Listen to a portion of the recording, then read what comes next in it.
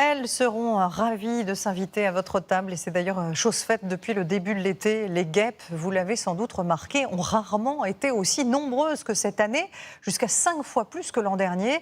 Et mauvaise nouvelle, elles risquent de rester avec nous jusqu'en octobre. Les précisions de Yann Ovin et Thomas Rolnik. C'était l'un des gestes de l'été. Il sera aussi celui de l'automne. Chasser les guêpes, créer des pièges. Ce vendeur de fruits secs a son stand totalement envahi.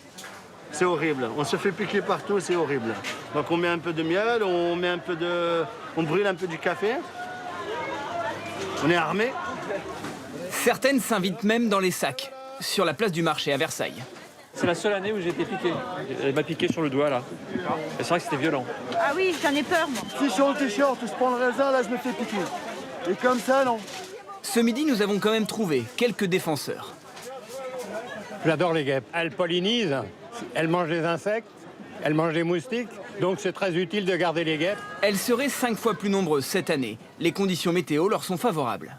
Il ne faut pas qu'il y ait de refroidissement, il ne faut pas qu'il y ait de réchauffement important pendant l'hiver. Et c'est typiquement ce qu'on a eu cette année. Le climat a été plutôt stable et plutôt doux. Ce scénario de réchauffement climatique, ça fait que s'aggraver. C'est-à-dire qu'on va avoir des tendances à ce qu'il y ait des densités de population qui vont être plus importantes. Et pendant le confinement, elles ont investi un peu plus les villes. Ce qu'on va faire, c'est qu'on va traiter le nid. Je vais faire un périmètre de sécurité. Les enfants qui sont dans le jardin, vous les faites rentrer. Et là, on doit rester comme ça pendant une Là, heure. pendant une grosse demi-heure. Ce désinsectiseur a presque 3 fois plus de demandes que l'année dernière. Cet après-midi, il est donc intervenu sur ce nid de frelons, eux aussi plus nombreux. Ça peut être mortel, notamment à cette hauteur-là. On est sur un trottoir, on est sur voie publique. Là, on n'est pas à l'abri d'avoir une attaque.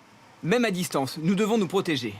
Il y a potentiellement plus d'1 millier d'insectes. On a un nid qui est beaucoup plus gros qu'un ballon de basket. Donc si on traite et qu'on enlève immédiatement ce nid, tous les insectes qui vont revenir au nid n'auront pas d'endroit où nicher. Donc on va multiplier le problème. C'est-à-dire qu'au lieu de traiter un nid, on va en créer plusieurs dans le voisinage.